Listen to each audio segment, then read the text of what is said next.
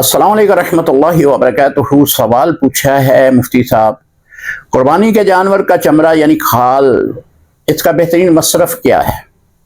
جی، قربانی کی کھال یعنی چمڑا کا حکم وہی ہے جو قربانی کے جانور کے گوشت کا حکم ہے، یعنی اس کو اپنے ذاتی استعمال میں بھی لا سکتے ہیں۔ اس کو آپ دباغت کے بعد، اس کو رنگنے کے بعد اس کا جائے نماز بنا لیں، مشکیزہ بنا لیں، گھر میں کوئی بھی کسی جگہ بھی ضرورت ہو تو آپ استعمال میں لا سکتے ہیں۔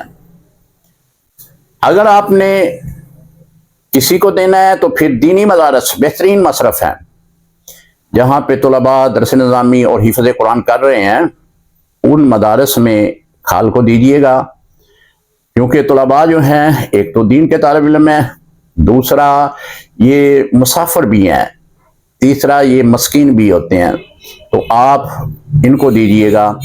اگر کوئی بھی دینی مدارس آپ کے قریب نہیں ہے تو کسی بھی غریب، یتیم، مستحق آپ اس کو دے سکتے ہیں۔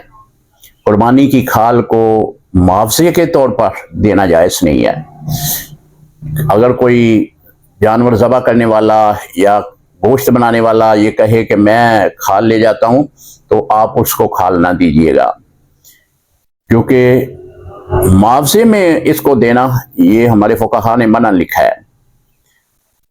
کھال جو ہے، چمڑا، قربانی کے جانور کا چمڑا جو ہے، آپ ہدیہ کے طور پر کسی کو بھی دے سکتے ہیں۔ السلام علیکم ورحمۃ اللہ وبرکاتہ۔